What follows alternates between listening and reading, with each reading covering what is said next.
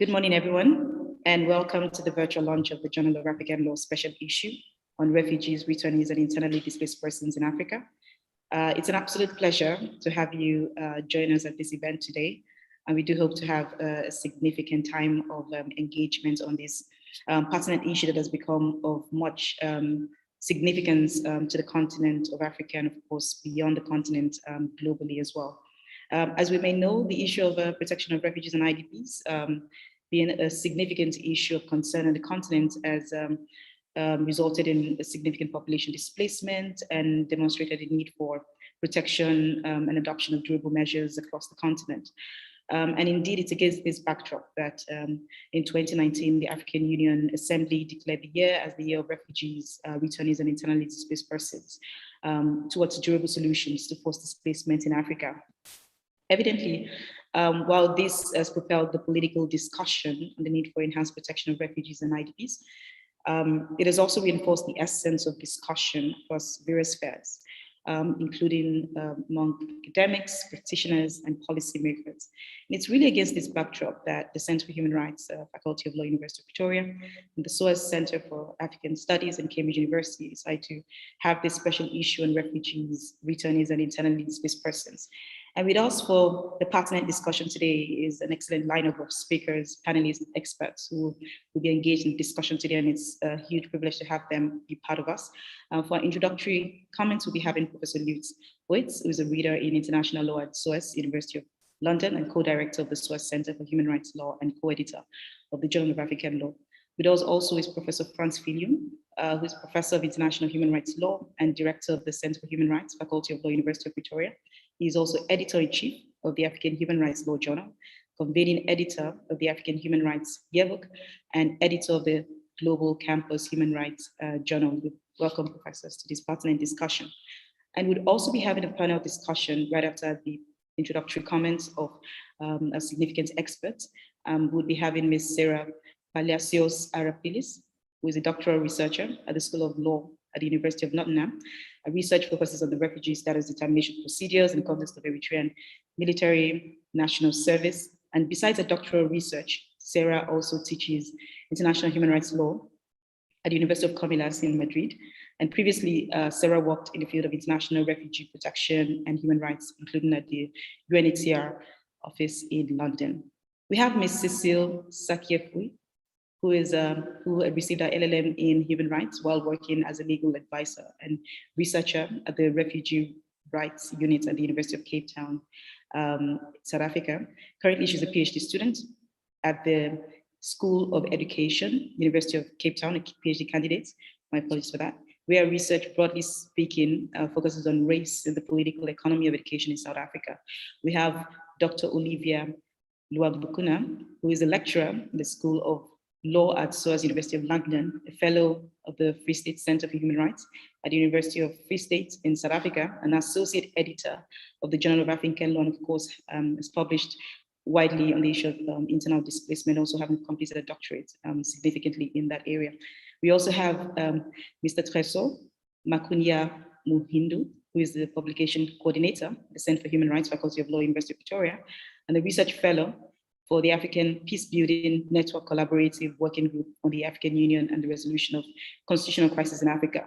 And he's an advocate of the Court of Appeal of North Kivu, DRC, and a visiting lecturer at the University of Notre Dame, University of Tanganyika, which is also in DRC. And he previously served as a member of the expert group drafting the General Comment number 5 of the African Charter on Human and People's Rights on the Right to Freedom of Movement and Residence, adopted in 2019 by the African Commission on Human and People's Rights.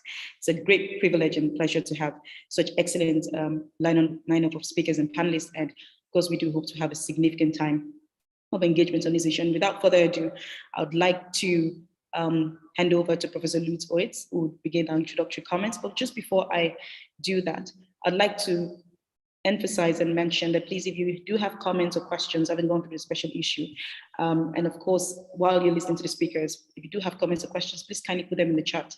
We do hope that after the excellent presentations, we would have about 30 to 45 minutes for question and answers. And at that time, you'd also be able to ask your questions live. Thank you very much, Professor Lutz. You have the floor. Thank you. Thank you so much, Romola. It is my greatest pleasure to welcome all of you, wherever you may be, on behalf of the Journal of African Law, to our launch of the special issue on refugees, returnees, and internally displaced persons. Before elaborating further on the special issue, let me say a bit more about us, that is the Journal of African Law. The journal is housed at SOAS University of London and published by Cambridge University Press. It was founded in 1957 and has evolved over the years to focus on an array of legal developments on the continent at the national, sub-regional, and regional level. As stated in the introduction to its 50th volume, it is a journal that exists without apology solely for the purpose of focusing on the laws of Africa. In a recent initiative, we have begun publishing special issues that provide an in-depth exploration of topical developments. Our first special issue, published open access in 2019, focused on another anniversary as indicated in its title, the African Charter on Democracy, Elections and Governance at 10. Following the second special issue we are launching today, we will be publishing a third special issue shortly on COVID-19 and the law in Africa. Let me now turn to the special issue we are here for today. It has been edited by Romola Adeola, Olivia Lwabukuna, Frans, Viljoen, and myself, and therefore represents a genuine co-production between the Center for Human Rights, University of Pretoria, and the School of Law, SOAS, University of London. Credit for its conception, though, belongs to the Center for Human Rights. They approached me with the idea to have a special issue on refugees and IDPs, an idea, needless to say, that I welcomed enthusiastically. In 2019, the Center hosted a conference on forced migration in Africa, which provided an opportunity to discuss relevant themes and, incidentally, resulted in the adoption of the Future Africa Statement on forced migration in Africa.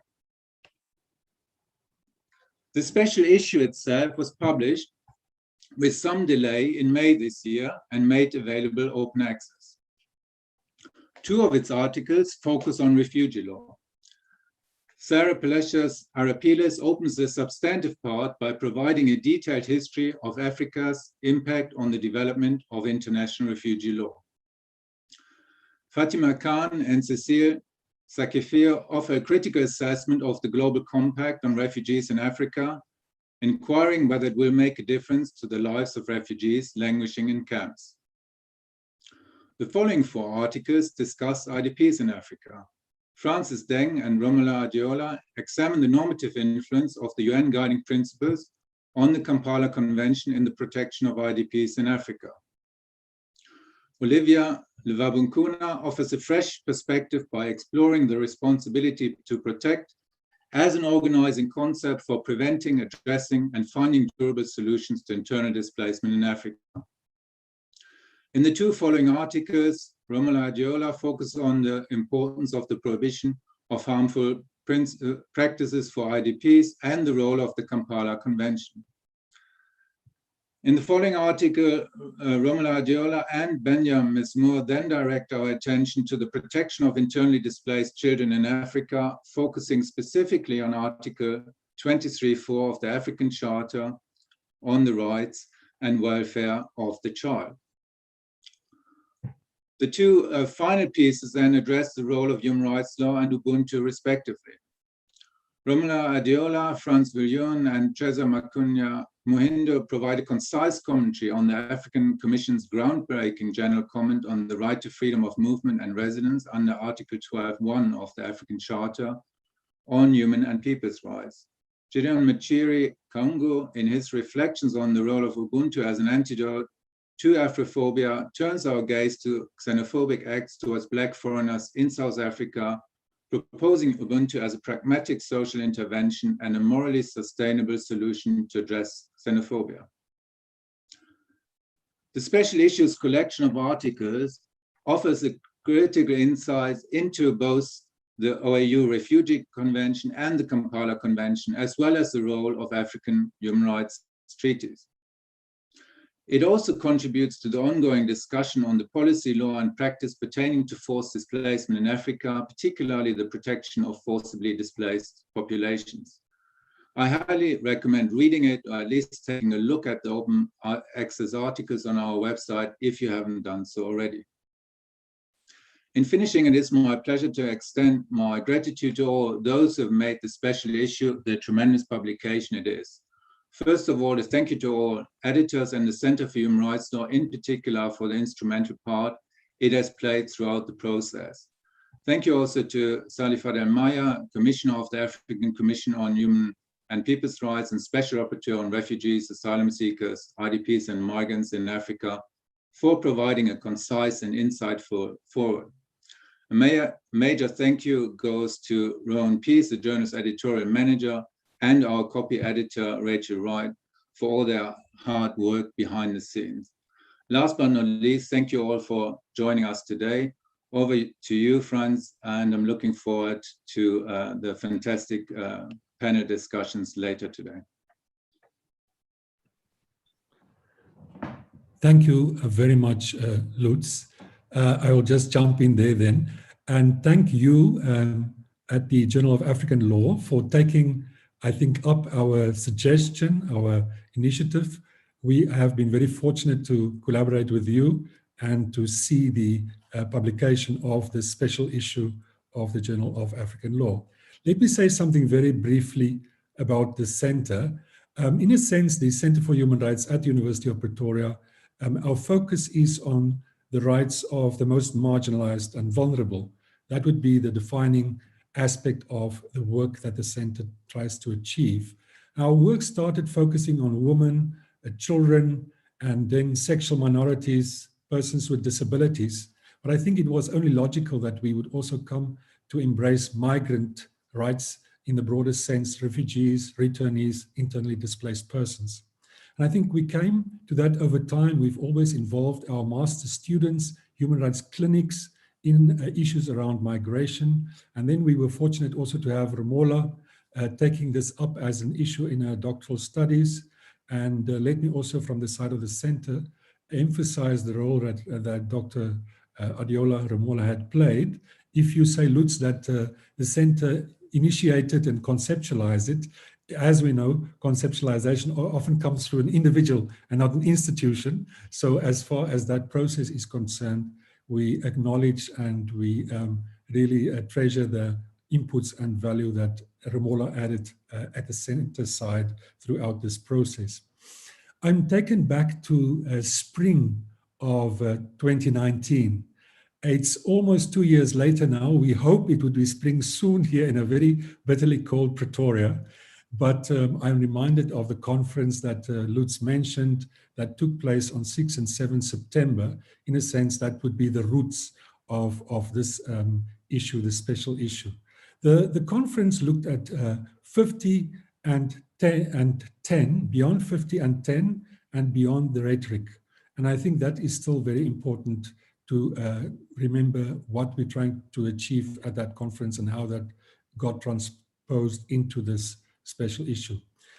At the time, it was 50 years since the 1969 OAU Refugee Convention had been adopted, and it was 10 years since the 2009 African Union IDP Convention had been adopted. So it was an opportune moment to take stock of what had been achieved, looking at the normative framework, but also trying to seriously ask the question about the gap between the very, very well-advanced norms we've seen emerging in Africa and the gaps in terms of implementation. So the second part of the title of that conference was Beyond the Rhetoric.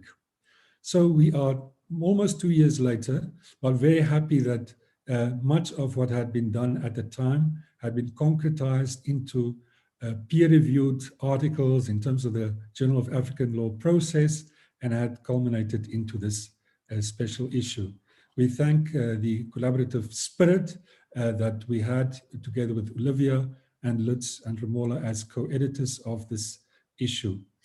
As the center, we were also fortunate in this period to be involved as part of the expert drafting team of the General Comment number 5 on Article 12 of the African Charter. So that was my own modest contribution, together with Romola and Tresor, who will speak later to this, to the special issue as such. But I think it also gave us an opportunity to put, in a sense, the theory, the academics into a practical application. We were working together with Commissioner Maya, who's been mentioned. We again remember her role and her drive to get that general comment adopted and through the process. We thank everyone who has been assisting in this process. We appreciate everyone's contributions. As a center, we really see this as a start of collaboration with, I think, the Journal of African Law, the School of African Oriental African Studies at the University of London. We treasure and celebrate our relationship with the University of London through this and other endeavors, including JANIDA, that is also this network that tries to bring scholars together that work on specifically internal displacement in Africa. With these few words, I add my voice to those of Lutz to thank everyone without neglecting anyone specifically, thanking the participants in today's event and looking forward to the real issue that brought us here, some reflections on the substance of what is being covered in this special issue dealing with the issues that we first looked at that conference in September 2019. Thank you so much for the opportunity. Thank you so much, Professor Oette and Professor Frans Viljoen, for those excellent remarks. We'll now move on to our panel discussion. And first we'll have Ms. Sarah Palacios Arapelis, who authored an article on unfolding Africa's impact on the development of international refugee law. Ms. Sarah, you have the floor. Thank you. Thank you for the introduction. And also I would like to start thanking the organizers for the opportunity to participate in today's event, as well as thanking all the people who have joined us today. So in my article, I reflect on the often overlooked Africa's contribution to refugee law, including its impact on the framework for the regional protection regimes in Europe and the Americas, and also on the UNHCR mandate. The article also examines the progressive interpretation of refugee rights by institutions within the regional human rights system, which have enriched regional refugee protection. So basically, the article traces the contributions of both African states and African human rights supervisory bodies to the development of international and refugee law, and regional refugee law, sorry. As the article is divided into 3 main parts, I will explain in brief each of them separately. First, the article identifies Africans' involvement in the drafting process of the UN Refugee Convention and its subsequent protocol. Egypt was the only African state among the contributors to the drafting of the convention. As we all know, Africa was still part of colonial empires at that time. The article discusses that with regard to the refugee definition, the views expressed during the discussions saw 2 different approaches. Those such as Italy and France, who feared a general definition and advocated for a precise definition listing specific categories of refugees, and those, including Egypt, who wished to see a general definition applicable to all refugees. Besides this, the Egyptian delegation submitted an amendment to expand the scope of the Refugee Convention to cover other groups of refugees, in particular the ones that for any reasons ceased to receive assistance from the agencies of the UN, who in the earlier stages of the drafting process were excluded actually from the protection of the Refugee Convention. And actually this amendment that, as I said, was submitted by the Egyptian delegation, found its recognition in Article 1D of the UN Refugee Convention. The article further highlights that it was not the only time in which Egypt had expressed their wish to expand the refugee definition, but it actually already had done it when signing the 1953 convention relating to the international status of refugees. As for the negotiations leading to the protocol of 1967, Two issues were at the center of the discussions. First, new groups of refugees that were excluded from the protection of the 1951 Convention due to the temporal and geographical limitations of this convention, such as the one, for instance, resulting from decolonization and independence struggles in Africa, and Africa's own initiative to deal with these movements of refugees through the adoption of their own regional refugee convention. UNHCR actually wanted to preserve the primacy of the UN Refugee Convention worldwide, also in Africa, and proposed the contracting states to the Refugee Convention to remove the temporal and geographical limitations as the only way to secure the relevance of this instrument over the African one. So although Africa's influence did not result in a complete renovation of this field of law, it was the aim of the article to show that African state contributed to reshaping international refugee law, and in particular, the scope of the refugee definition and the scope of the application of the Refugee Convention. Second, the article explores the legal framework for refugees in Africa, in particular, the 1969 Refugee Convention that was adopted by the Organization of African Unity, and the Bangkok Principles on Status and Treatment of Refugees.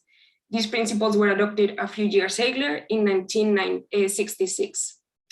Importantly, these principles were formulated following a reference by Egypt, that at that time was the only African member of the body that adopted these principles, which was the Asian African Legal Consultative Committee. So the article explores the extent to which these two instruments have enriched international refugee law. It argues that some of their provisions may actually provide evidence of customary rules of international law, in particular the prohibition of refoulement at borders, which is expressly found in both instruments.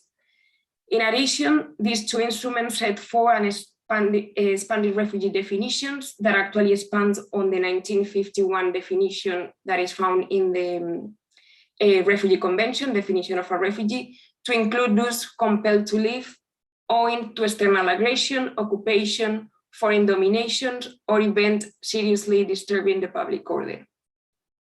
And while this definition did not lead to a change in the refugee definition of the UN Refugee Convention, actually UNHCR extended its mandate to cover persons that fall under this expanded definition.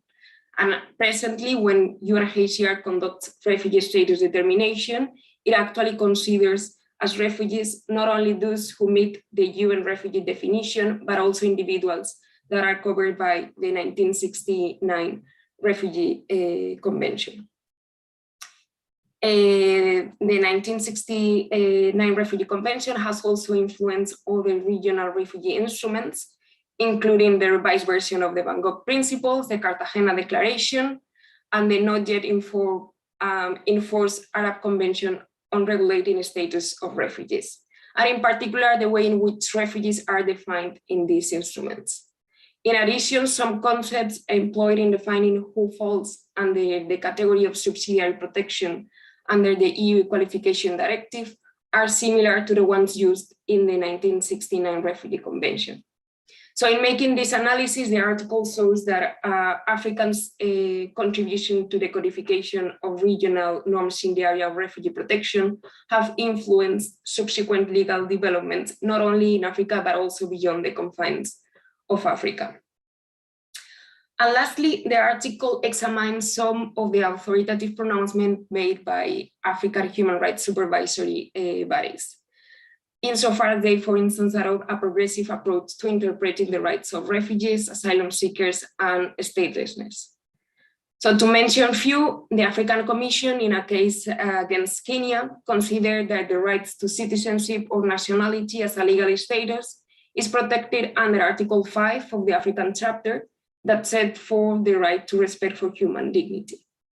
And most recently, in a case against Tanzania, on nationality and statelessness, the African Court reasoned that the respondent state was bound by Article 13 of the ICCPR, which protects foreigners from any form of arbitrary expulsion by providing them with legal guarantees. The article further highlights that the Inter-American Court of Human Rights have endorsed some of the pronouncements made by the African Commission, So not only their instruments have influenced other regional instruments, but actually the pronouncement of the African human rights body are increasingly taken into consideration for interpretative purposes by other human rights bodies beyond Africa. And with that, I finish my presentation and I will be happy for the discussion afterwards. Thank you. Thank you very much, Ms. Sarah. Thank you for that excellent presentation. Please, once more, as reinforced by Ms. Tiruna, please insert any questions in the Q&A option available on your control panel. You're also welcome to share your comments in the chat function. Thank you once more. We'll now move on to Ms. Cecile Sekifo, who, along with Professor Fatima Khan, authored an article on situating the global compact on refugees in Africa. Will it make a difference to the lives of refugees languishing in camps? Ms. Cecile, you have the floor. Thank you. Good morning, everyone. I would just like to send regrets from Fatima for not being able to be here, or Dr. Khan, and I hope that I do this article justice. This article that I'm going to discuss, it arose out of conversations regarding the ebbs and flows and tensions between nationals and immigrant communities in South Africa, and the horrors of restrictionist immigration policies and anti-immigrant rhetoric coming out of the West. Frankly, we believe that being part of the intellectual discussion, particularly as global scholars, was important in order to center the African experience from both state and populist perspectives. In our minds, the Global Compact on Refugees, or GCR, seemingly offered a glimpse of light in the darkness and was a good place to start. In 2021, the UNHCR reported 86% of the world's refugee population and those forcibly displaced are hosted by developing nations. Such nations, notably in the global South, are already stretched beyond their institutional and infrastructural capacities to cope with their own populations. Such situations inevitably place those who lack citizenship on the periphery. The African state's response to this has been to establish refugee camps in which refugees live in protracted situations whereby refugees are confined to camps in remote areas for long periods and often face barriers in accessing their rights, ultimately languishing in camps. Unequivocally, the notion of languishing is one of dehumanization, but it also reflects the reality of the refugee situation in the world's most poverty-stricken countries.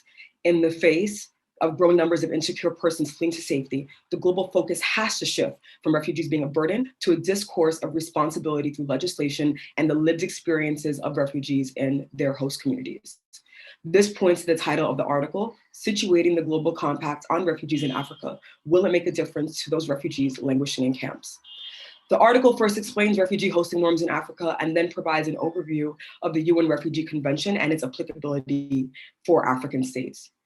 The article also considers whether or not African regional law is robust enough to provide for refugees or protection for refugees. And finally, this article looks at the GCR to put forth an understanding of what shared and equitable international solidarity for the responsibility of refugees actually means. As we all know, the borders in Africa are quite porous. Article 2 of the OAU Refugee Convention underscores this through the promotion of states' reception and the resettlement of refugees. Conflicts that arose as countries emerged out of colonialism in the mid-20th century brought about massive population displacement. Towards the late 20th century, many African nations were embroiled in civil strife, which perpetuated large-scale migration, and neighboring countries became overwhelmed with the influx of persons who sought protection. Nations such as Tanzania, Kenya, and Ethiopia, which border Burundi, Somalia, and Rwanda respectively, became host nations for millions of refugees. Former integrationist settlements morphed into an erosion of refugee rights through the establishment of these refugee camps. These camps were initially established as temporary facilities, but refugees have found themselves living in these camps in protracted situations. It is worth noting that although the largest refugee camps on the continent of Africa have transformed into institutions with forms of civic and economic governance, there is undoubtedly, as the UNHCR once noted, a sheer waste of human potential, particularly as freedom of movement is restricted in these camps. Although African nations have ratified the UN Refugee Convention, which affords refugees civil and political as well as socio-economic rights, many have signed reservations to the most substantive rights for refugees, such as but not limited to Article 17, the right to employment, Article 22, the right to education, and Article 26, the freedom or the right to the freedom of movement. States obviate their obligation to hold these rights to uphold these rights for refugees, and by doing so, limit refugee self-reliance and integration into host nations. Given that no reservations can be accepted to Article 3 on non-discrimination, the expectation is that refugees' rights are still safeguarded on the basis that there must be equal treatment. However, implementation of such non-derogable rights within the African context is murky when one takes into account the lack of resources most African nations. States therefore often escape their duty to extend equal rights to refugees. The OAU Refugee Convention was intended to settle the refugee question in Africa. The OAU Refugee Convention expands the definition of refugees beyond the reasons of race, religion, nationality, or political opinion to persons who are forced to flee due to external aggression, occupation, foreign domination, or events seriously disturbing public order. This inclusion of these factors that contribute to refugeehood in Africa takes into account the particular circumstances of intra-clan or tribal warfare, state-inflicted terrorism, and the legacy of colonialism, which in many cases has resulted in societal divisions, political oppression, and inoperable governments. The expansion of the refugee definition ushered in an increase in the number of persons with valid refugee claims. Accordingly, the OAU Refugee Convention addresses the influx of persons under Article 2, subsection 4 on burden sharing, which obligates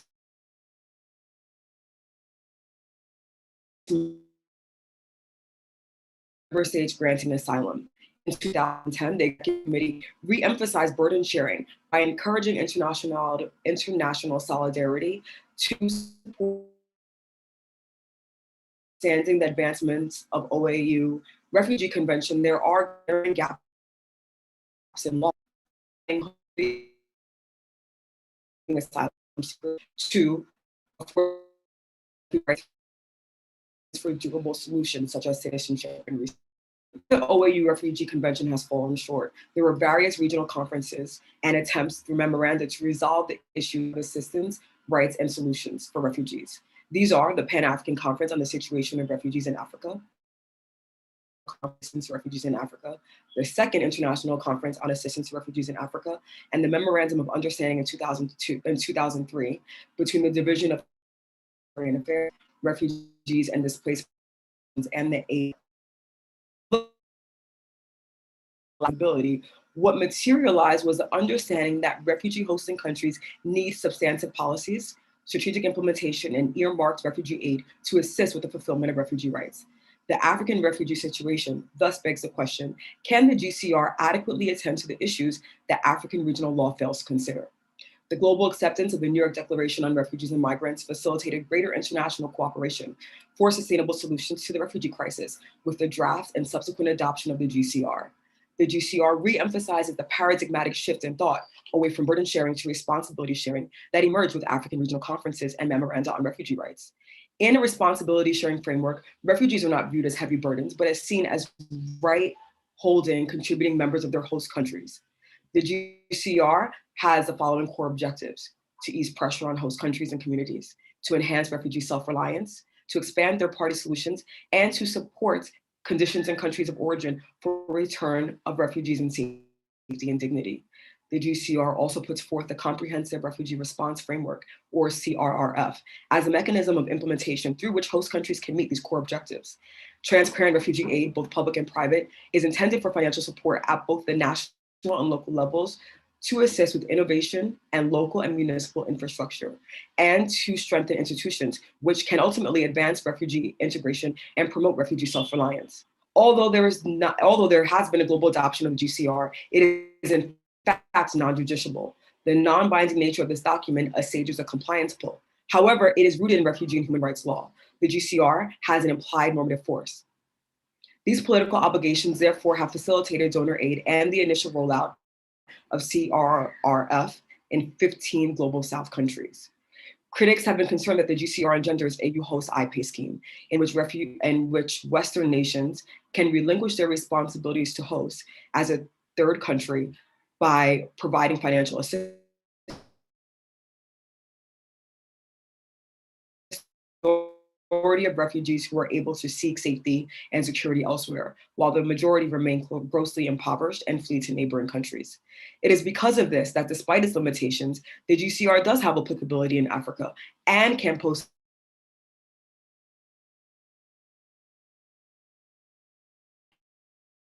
assessments of the reasons people seek refuge, and for shared and equitable international responsibility.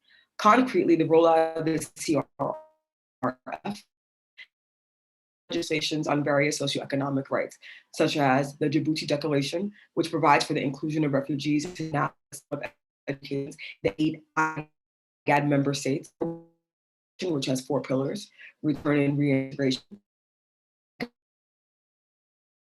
livelihoods, education, and health, and Zambia's Refugee Act of 2007, which repealed the Zambia refugee recognition, protection, and rights of refugees.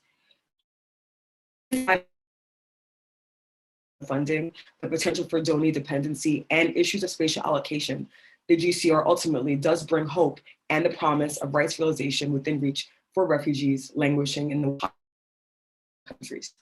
Thank you.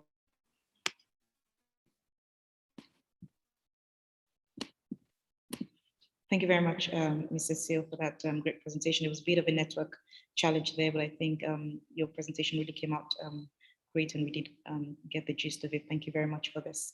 Would now like to move on to Dr. Olivia Lwabukuna, who will be speaking on the responsibility to protect internally displaced persons in Africa. Dr. Olivia, you have the floor. Thank you. Good afternoon and good morning, everyone, or good evening, depending on which parts of the world you find yourself in. I want to take this opportunity to thank my co-panelists who have already presented, and everybody else who has taken the time to participate.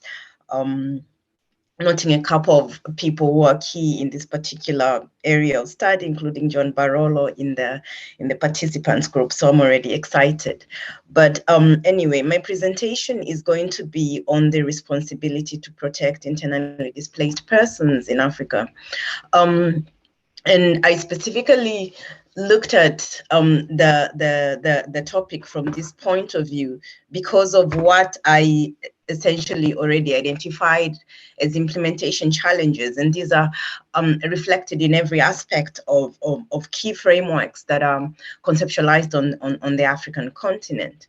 So for this particular paper, the argument that drove the paper was the fact that I wanted to engage with the principle of the responsibility to protect as an organizing concept for preventing, addressing, and encouraging durable solutions to internal displacement in Africa. This was meant to redress some of the setbacks for Africa, which, as in most instances, from the OAU convention early on in the 60s or later on in the 60s to the most recent frameworks we have on displacement, OAU has never failed, and eventually the African Union itself has never failed to conceptualize the most innovative norms for protecting the forcibly displaced in Africa. And yet, there's always setback in durably addressing displacement, including internal displacement, through this particular uniquely elaborated and conceptualized framework. And so the paper was really influenced by that dichotomy between the innovative norms on engaging with displacement and the implementation limitations. And so the paper looks at key issues in different sections, starting with engaging with the question of sovereignty and how that links to the responsibility to protect. And then it looks at responsibility to protect, or R2P, in the following section, and the evolving displacement framework in Africa, tracing elements, normative elements, or conceptual elements of R2P within the African displacement framework. And picking and highlighting key issues within those frameworks that could have been engaged with or used to elaborate and emphasize protection for the displaced. And in the final section, it brings R2P down to the ground using the Kenyan case study and looks at R2P within the context of protecting the internally displaced in Kenya after the 2008 post-election violence. So what the paper does is to suggest circumventing the implementation challenges that have plagued the African continent when it comes to addressing displacement, by arguing for marrying existing and emerging normative and institutional mechanisms related to the concept of responsibility to protect, and linking them to those on internal displacement in Africa. It obviously seeks to identify convergence and complementarity within these two emerging regimes, one of IDP and one of R2P, and utilize this to set out conceptual argument for state responsibility within the context of preventing and responding to internal displacement. Obviously, this is not in itself a novel idea. There is already a lot of work that engages with the interaction of the two. But perhaps what makes the argument for this paper much more interesting is the fact that it emphasizes on highlighting the unique contributions of the evolving R2P and IDP regimes within the African continent that have conceptually, legally and morally made crucial and distinctive contributions to the development of law in this area, both within the African continent, but also outside it. So the paper looks at specifically, for instance, the Great Lakes process and the Great Lakes Pact and specific legal instruments that emanate from that particular pact that relate to the process of protecting the displaced and that emphasize the norms and concepts of R2P, looking at specifically the IDP Pact on the protection of internally displaced persons within the Great Lakes region, looking at the pact on property rights of returning populations. I mean, the protocol on property rights of returning populations within the Great Lakes region, looking at the protocols related to genocide, for instance, within the Great Lakes region, and engaging with them and highlighting R2P norms within them that can be employed consecutively to emphasize the protection of the internally displaced. It also looks at the AU IDP Act, and that came from the OAU level, and how it has been strongly influenced, for instance, by the Great Lakes instruments, and how the normative systems, both of IDP protection and those of responsibility to protect, find themselves traveling through from the Great Lakes process in terms of influence, the normative influence, all the way to the AU level, including in finding themselves within the AU IDP Convention, but also specifically building upon the AU Constitutive Act and its provisions. So the paper shows that these efforts within the African context predate global responses to internal displacement and are influenced by the genealogy of the African states themselves, which we're always conscious of, but also highly fraught by the crisis of internal displacement and the desire, intent, and conscious effort to find solutions to them.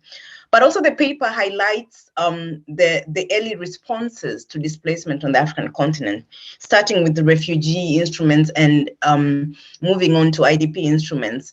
These responses were also built within a culture of humanitarian assistance, a culture of support for neighboring states. So the contribution for the African continent to this area of law, as the paper highlights, is not just legal, but it's also moral and conceptual. The article specifically goes into this particular field and looks at how Africa has contributed to it beyond existing frameworks by using the post-election violence in Kenya as a case study to show how convergence in developments of both R2P norms and mechanisms for the internally displaced persons or IDP regimes have been uniquely elaborated and implemented in Africa to enhance civilian protection. But also the Kenyan case study in how intervention happened in Kenya through the EU panel of the WISE and with support of the UN. This particular case study also shows the limitations for rallying for IDP protection through R2P. This is also because what we call successful invocation of the R2P norm in Kenya is very much contested. And yet the paper argues that the contestations that arise are focused on the failure to anticipate and prevent the post-election violence and consequent displacement. They strongly overlook the nuanced responsibility to react and rebuild, which can be identified within frameworks and initiatives undertaken in Kenya after the intervention. And these include legislative frameworks, for instance, the IDP Act in Kenya of 2012, policy framework, including the IDP policy, which has struggled somewhere between legislative institutions and being implemented. But also it includes durable solutions that have been facilitated through return processes, and even the distribution of financial support to help IDPs to settle. Obviously, I'll engage with, and the paper engages with criticisms against those frameworks on the ground and initiatives. What the article posits, though, is that while prevention is an important aspect of protection, including the fact that under certain circumstances, it obligates the due diligence of states to take all reasonable prevention measures, Kenya teaches us and highlights that we shouldn't overlook other dimensions of R2P that happen to be short of military intervention when prevention is no longer necessary, especially within displacement context. R2P is essentially, as a norm, conceptualized on 3 different pillars: the responsibility to prevent, react, and rebuild. So any of those pillars could be operationalized individually or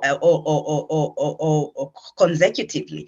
And Kenya shows that while preventing the crisis and the displacement that followed was impossible, halting the crisis and resolving it through rebuilding processes could happen. Even though in Kenya, at least the paper highlights the limitation of this and the limitation of the frameworks that were set up.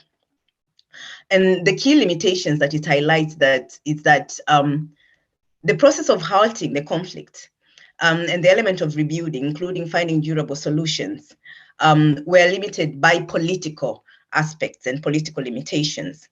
Political aspects become important in engaging with R2P because the case study shows that R2P is not just a legal concept, it's a very strongly political concept.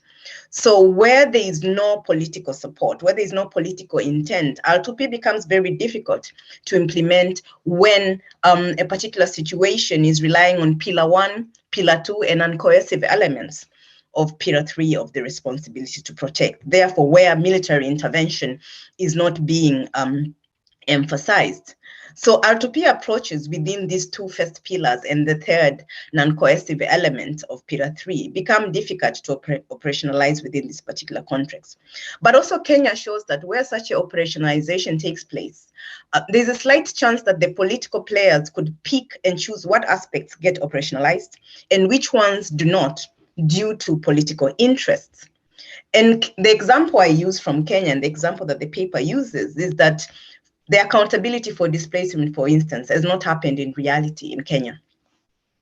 While we have displacement frameworks in Kenya that emanate from the Great Lakes process and are also influenced by the African Union IDP Act, while we have policies in Kenya that deal with internal displacement, the Truth and Reconciliation Commission process has been muddled, and therefore accountability has been limited in terms of responding and addressing the rights violations visited upon the groups of people that were displaced. The ICC referrals and subsequent cases that also emanated from the CPEV investigation, which was supported by the peace settlements, the KNDR peace settlements, have also failed to proceed.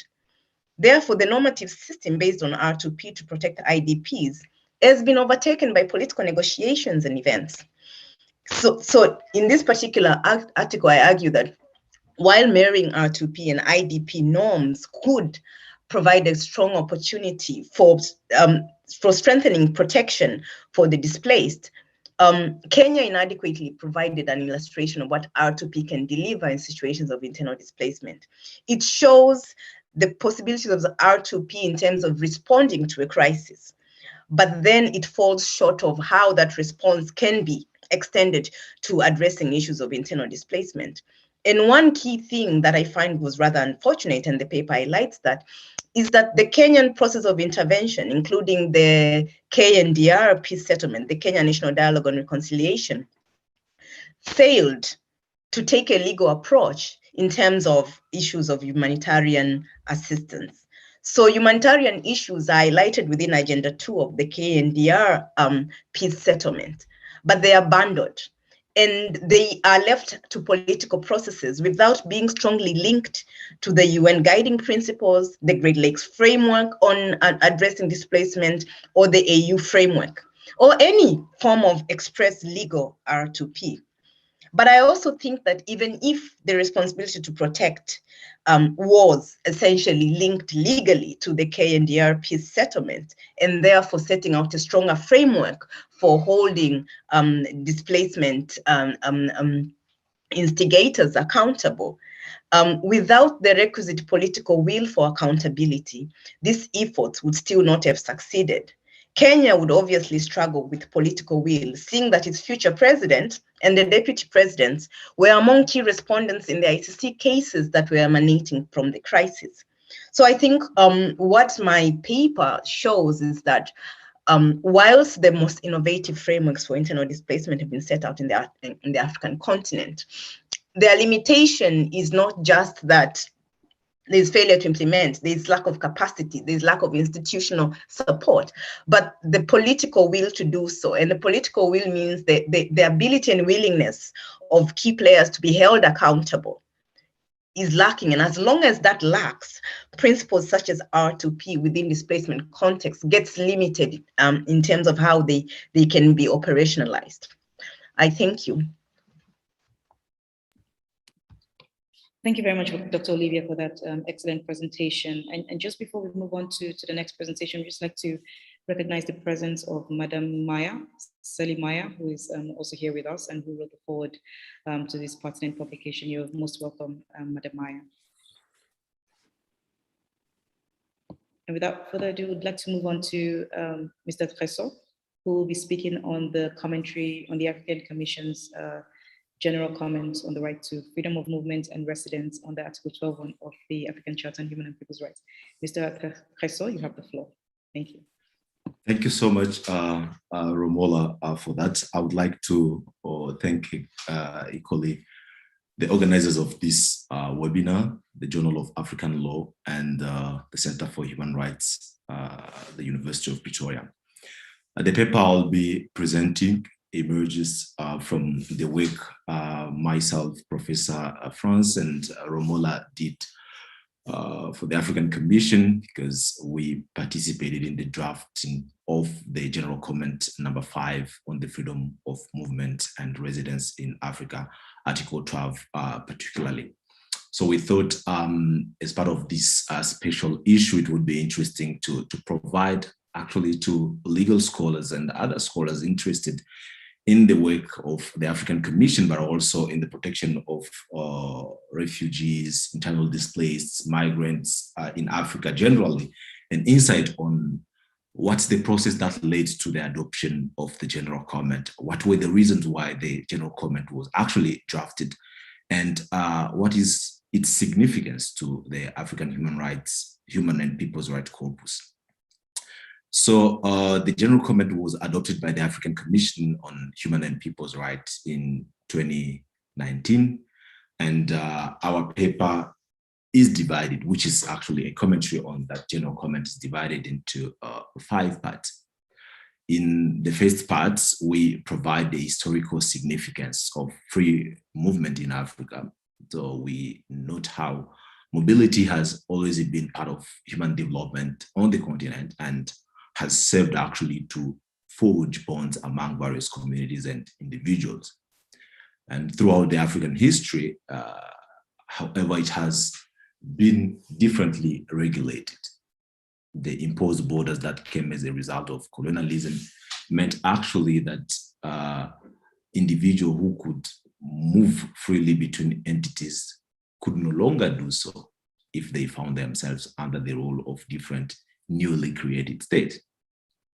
So after colonialism, restrictions actually continued, and mostly a restriction of politicians and other individuals who were seen a threat to the survival of political regimes. We provided some examples of Winnie Mandela in South Africa and the adoption of past laws by the apartheid regime.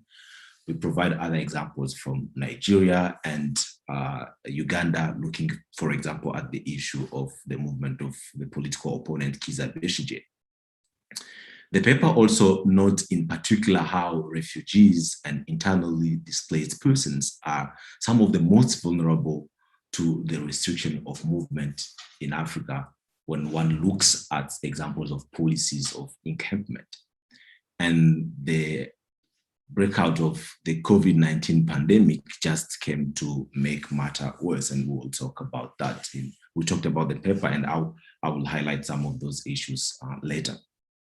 So based on this background, we then discussed the rationale for a normative guidance on Article 12.1 of the African Charter on Human and People's Rights. While Article 12 broadly looks at the right to freedom of movement in Africa, the particular Article 12, sub-Article 1, looks particularly on intrastate movement. So we note in the paper 3 important reasons why the general comment was actually needed in order to further this right. The first reason is clearly that there was a need to provide clarity to numerous concepts that have revealed to be problematic and ambiguous. If one actually reads Article 12.1 of the African Charter, it provides that every individual shall have the right to freedom of movement and residence within the borders of a state, provides that he abides by the law. And as you can see here, certain concepts may be ambiguous. What do we mean by every individual? Do we mean by every individual only citizens or IDPs, refugees are also considered? What do we mean by free movement and residence? And what do we mean by within the borders of the state? And when we say that the individual must abide by the law, what law do we mean here? Is it domestic law? Do we mean international law? Do we mean national legislative acts? Do we mean provincial legislative acts in decentralized or federal states? So these clarifications were actually needed, not only in order to ensure that the African Commission provide rules, provide principles and guidance to the member state, but also to ensure that states at the domestic level have standards and benchmarks that they can follow in order to comply with the continental obligation which emerged from the African Charter on Human and People's Rights. So the second main objective of developing this general comment, as we highlight in our paper, was actually the need to relate Article 12.1 with other human rights instruments.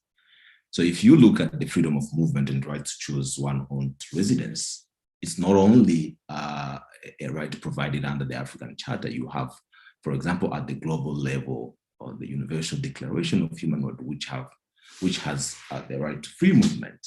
You also have the ICCPR, which has similar rights.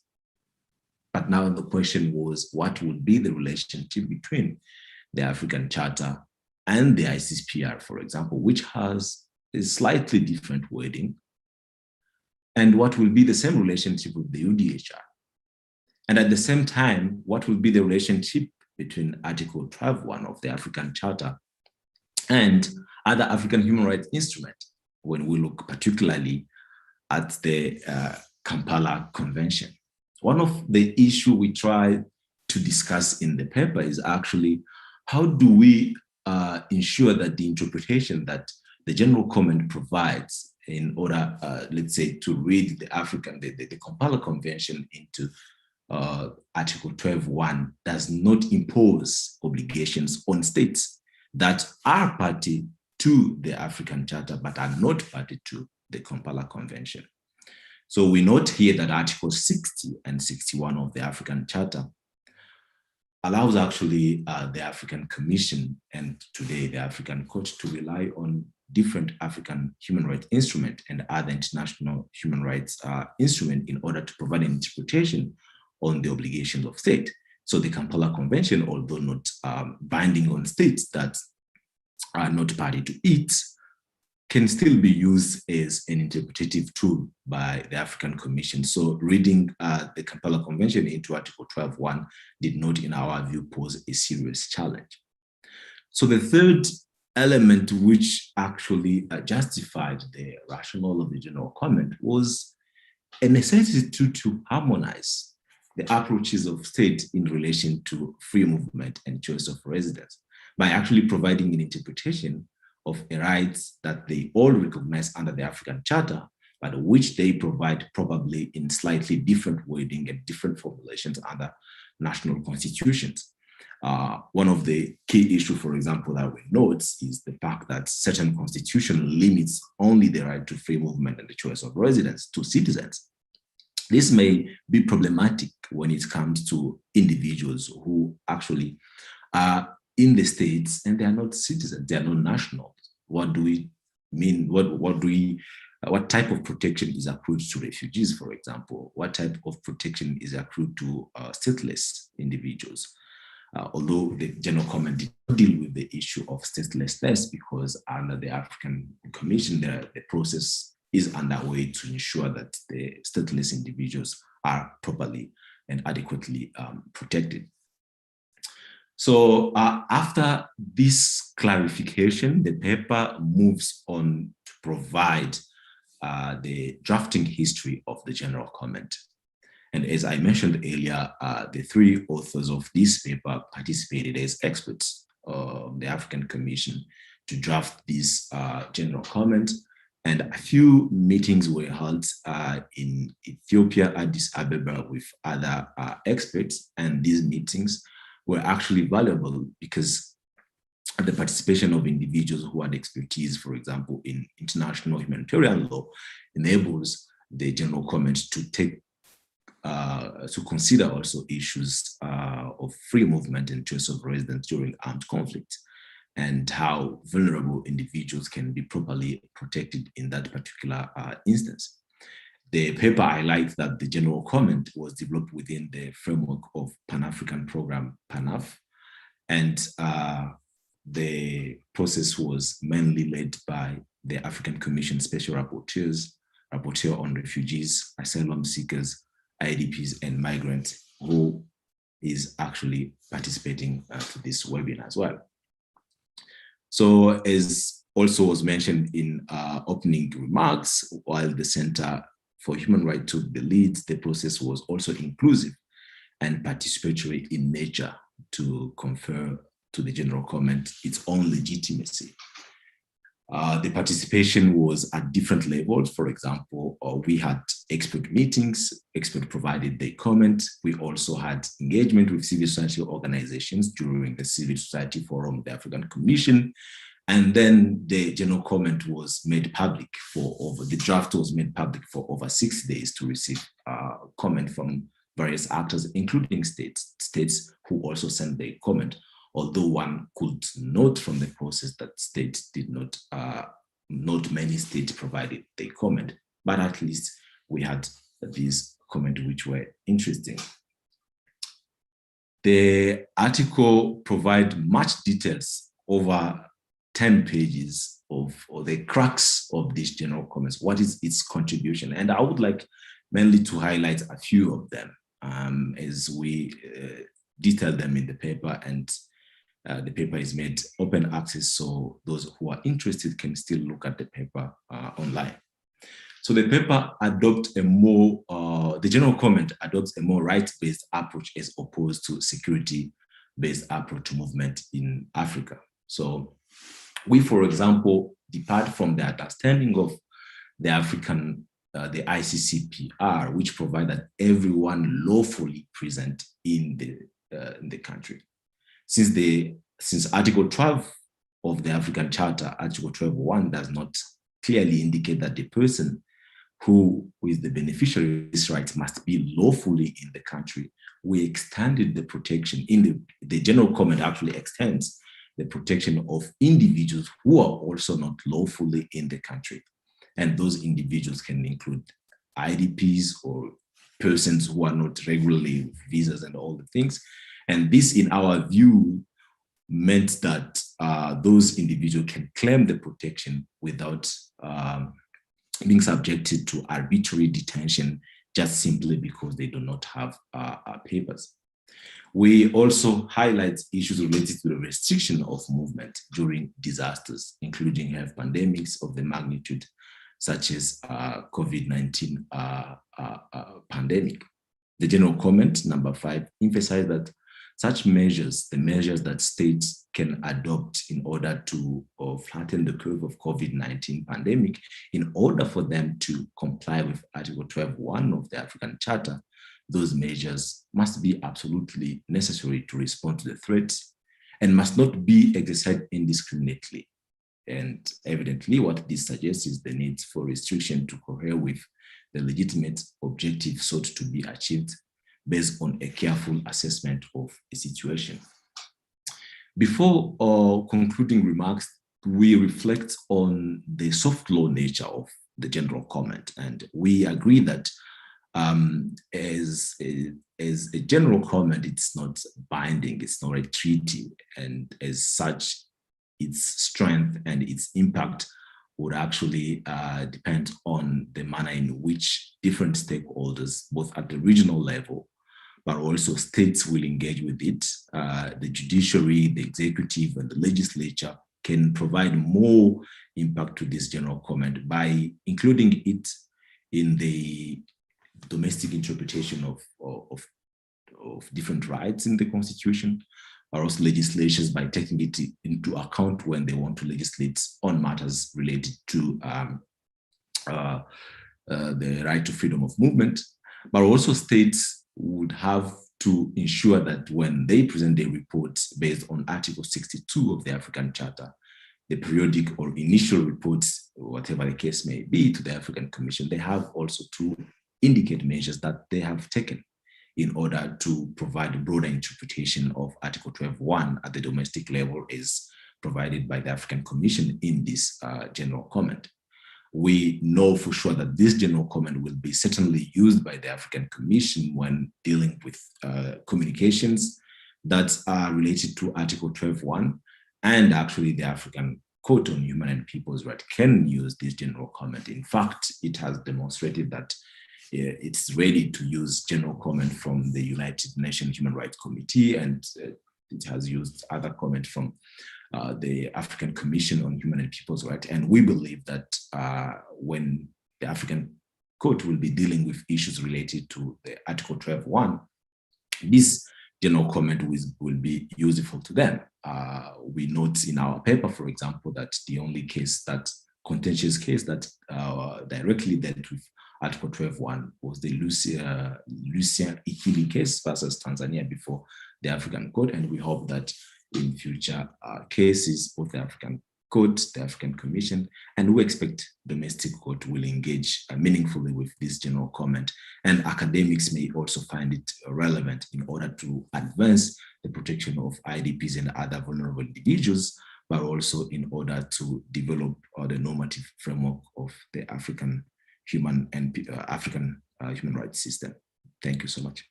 Thank you very much, Mr. Tresol, for your presentation. At this point, we'd now like to open the floor for questions and answers.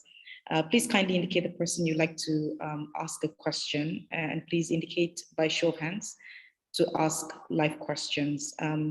Also, please,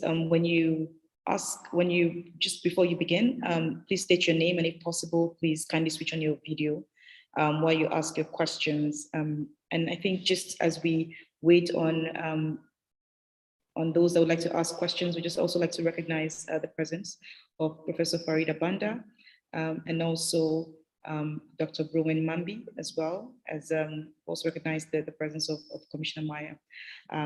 And so now, without further ado, I'd like to ask that if you have questions, please kindly just indicate by show of hands. I do see Dr. Tata Sonjo, you do have a question, and you can kindly take the floor. Dr. Tata?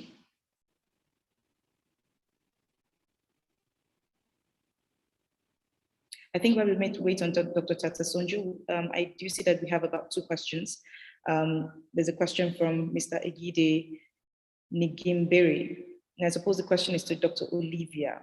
And I tried to paraphrase the question. Please do kindly correct me if it's wrongly paraphrased. I suppose the question you're asking is, how can political will be operationalized, particularly in ensuring the effectiveness of the East African standby force in the implementation of the R2P? So looking at that pertinent question around R2P implementation for IDP protection, but then talking about political will in the context of the states in East African region and the East African standby forces as with the peace and security architecture in that particular region. Ms. Dr. Olivia, would you like to start us off? Thank you. Okay, thank you. Thank you, Mr. Njimbere. I hope I pronounced your name well. Yeah, you do have a point. You do have a point that political will becomes difficult when it comes to operationalization of R2P within the context of military intervention, and that is specifically looking at the third pillar. And I've noted within the paper as well that African countries and the African response systems for intervention try to avoid that element. And I don't see a big problem with that if they can emphasize other aspects of R2P, and I'll get into that. They try to avoid that element for different reasons, for political reasons, for solidarity reasons, but also for the fact that the military and capacity and the capacity for military intervention is probably not yet as developed or not as financed or not as well staffed or not as easily coordinated and incapable of being immediately operationalized in terms of addressing events as they come up. So all those factors become important, and I think the issue of Burundi comes to mind, where there was an expectation for some form of intervention, but that didn't happen. But the argument I make in the paper as well is that there is overemphasis when it comes to operationalizing R2P in terms of looking at the third element, the coercive aspects of the third element. And R2P is always thought of and considered within that point of view. But I think there is also large potential in operationalizing it through the first two pillars or non-coercive elements in the third pillar. And I think for African countries, it might be probably much more important. It could even be useful for them to emphasize the first two pillars and non-coercive elements of the third pillars. And that includes promoting prevention and ensuring that there's proactive response to situations before they explode, before they require for coercive elements of intervention to take place. Because when they get to that point, the potential to do so or the willingness to do so is lacking. So for me and for the paper, in fact, the whole argument I make is that the Kenyan example shows how sometimes engaging with and embracing non-coercive elements of Pillar 3 of R2P, that means dialogic intervention, political negotiation and mediation, becomes important even after a crisis has probably erupted and might work better within the African context as opposed to military intervention, which has all these other limitations and complications. And so when I talk about political will, actually, I'm emphasizing political will in terms of the political will to be held accountable, the political will to sit on a negotiation table like the way Mwai Kibaki and Raila Odinga did in 2008. I'm talking about the political will to set up infrastructure, early warning mechanisms in order to strengthen prevention as opposed to waiting for these situations to erupt and then struggling with the operationalization of the third coercive element. And for that, the levels of responsibility start with the state, but also with the collectiveness of states within the African context and regional organizations such as the African Union. So for me, actually, the emphasis is on non-coercive elements of R2P and the elements of strengthening state responsibility and strengthening support for state responsibility. And if push comes to shove, then intervention that is dialogic. As opposed to an all-out military intervention, which I don't think is viable within the African context.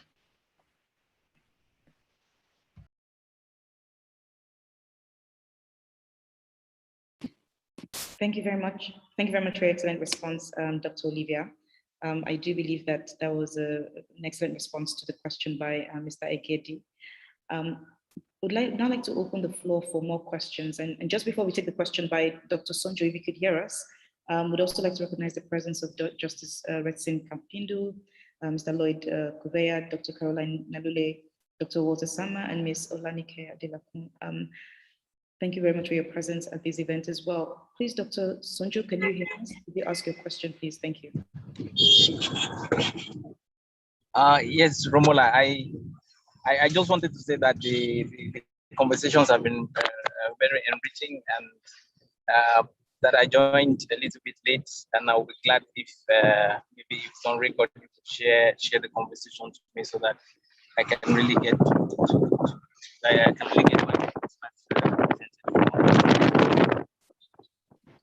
Thank you very much, Dr. Sonjo, and many people this week.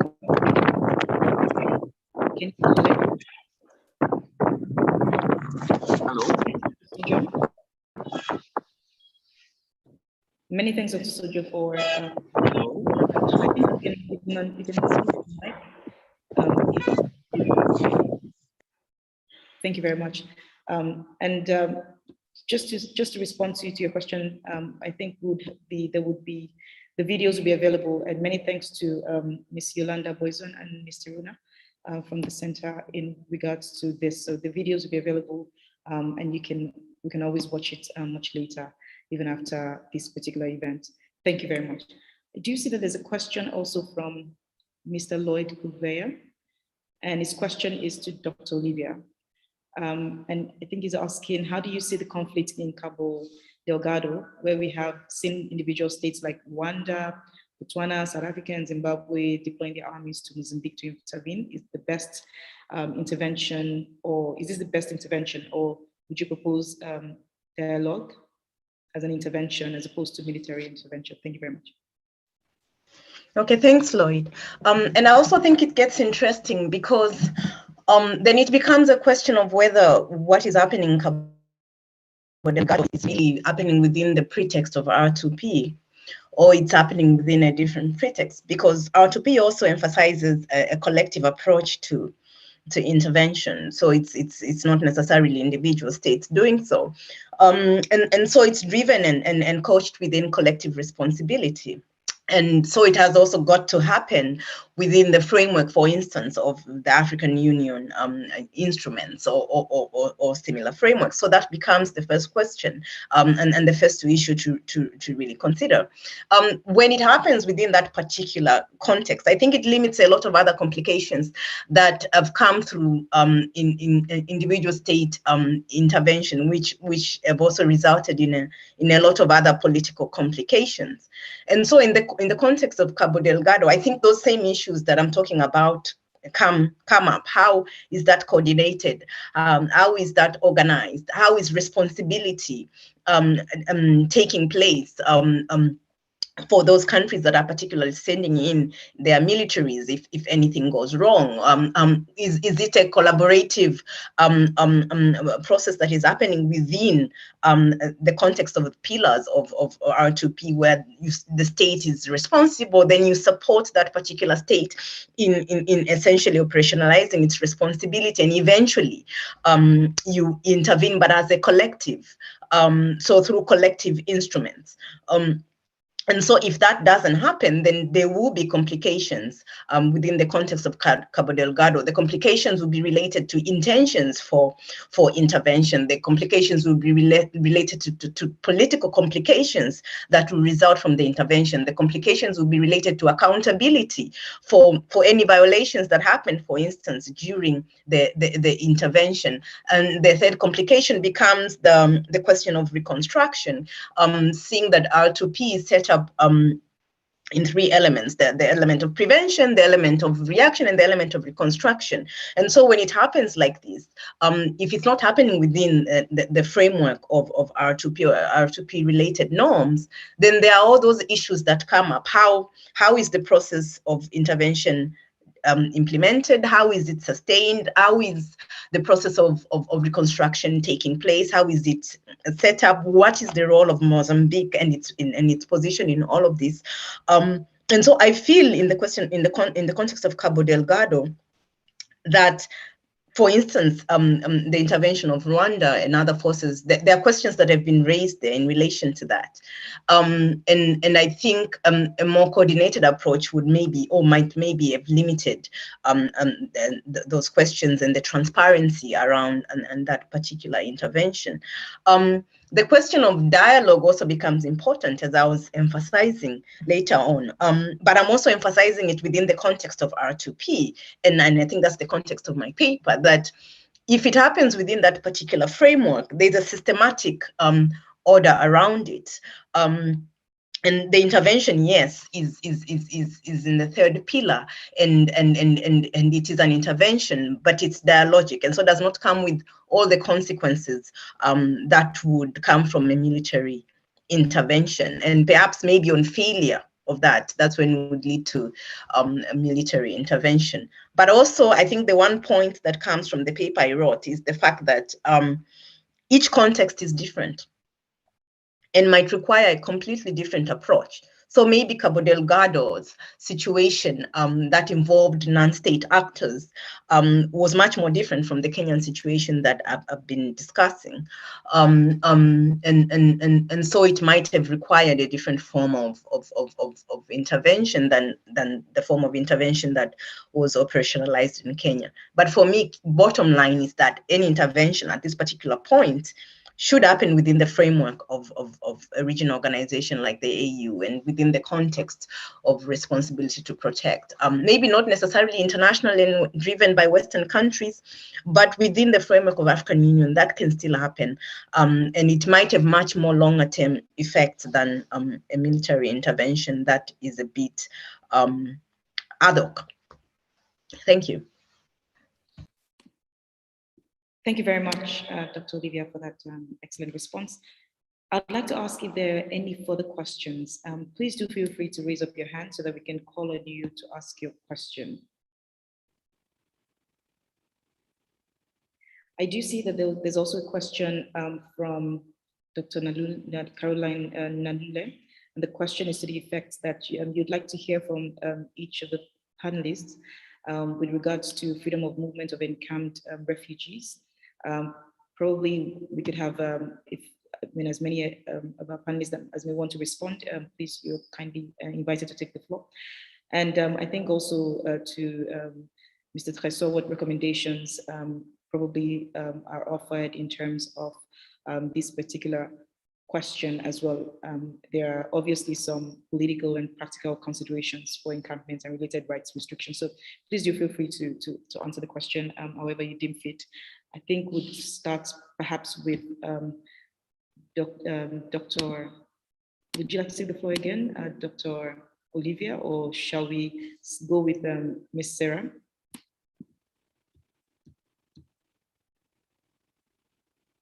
That in relation to the question on freedom of movement. Oh, yes. Sarah. Please go ahead, Dr. Olivia. Okay. So the question is, with regard to freedom of movement of encamped refugees, what recommendation does Tresor's contribution? Okay. I feel that, and I usually use the example of countries, I think such as, I think it's Uganda, that did not have a policy of encampment, if I'm not mistaken. And I've always come from the point of view that the policy of encampment for refugees, I've always felt it's not a sustainable policy. It's not sustainable because this particular group of people that could be and were probably self-sustaining in parts of the regions where they come from are locked up in this particular place where taxpayers' money and international donor funds have to sustain them. But they could be in one way or the other sustaining themselves and contributing to the economy of a particular place. And I feel that encampment and containment policies that essentially support the encampment are more from a security point of view. They're usually supported by securitization arguments. As opposed to anything else, but they're also self-defeating, especially when you have protracted displacements, where people are going to be in a particular camp for a very long time. It really does not make sense to lock them in and then provide for them for those particular long periods of time. I also think in terms of the rights of, for instance, children, in terms of being able to attend school, being able to get educated, being able to get jobs and access social and economic services, there are certain limitations that come into place there. So I think I look at, I think it was Uganda, if I'm not mistaken at the time, that did not really have a policy of encampment, and a few other countries that haven't. I think the benefits outweigh the arguments that are usually presented for encamping refugees. Obviously, there are going to be other complications when they live among and between the populations. But I think if we move away from an argument that is centered on security, an argument that is not centered in dignity, an argument that is centered in dignity and away from security, then there's more value in not encamping refugees as opposed to locking them within camps. For me, at least, that's what I would add to that particular question. Many thanks, Dr. Olivia. Sincere apologies for my part, Ms. Sarah. I did say that you also want to take the floor, and please kindly take the floor now. But I think there's also a pertinent question as well that has come up for you, and it would be great to also have that answered as well. So there's a question here from Mr. David Bizimana, and I think it's to the effect that he was asking that is it possible to have a form of universal refugee act that applies to all countries of the world? I guess probably he's maybe speaking to the need for, or rather speaking around the implementation of the 1951 Refugee Convention and its 67 Protocol, and perhaps also the OAU Convention being applicable within this context, but maybe just asking for a bit of clarity in that front to understand that a bit more. You have the floor, Ms. Sarah. Thank you, Romola.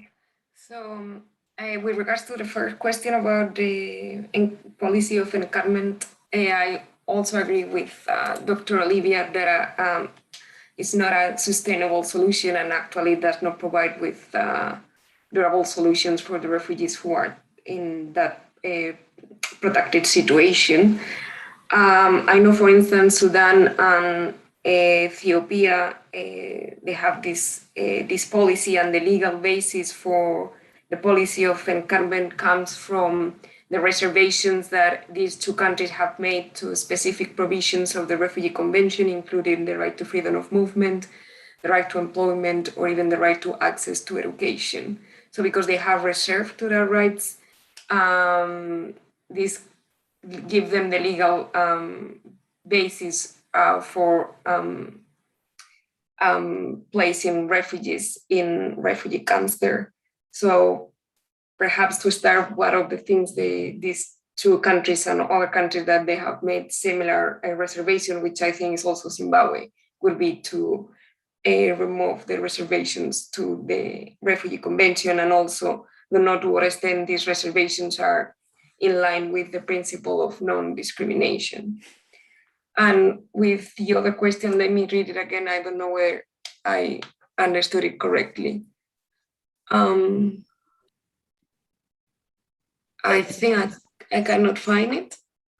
Okay, so just yes, it's in the so I think that the question he was trying to ask was around having a universal refugee act that applies to all countries of the world. But I guess what the speaker probably was trying to talk about is the 1951 Convention, 67 Protocol, and probably just a bit more reflection on that, maybe. So yeah, there is already, let's say, so-called Universal Refugee Convention, which was adopted in 1951, and actually yesterday it marked 70 years since it was adopted.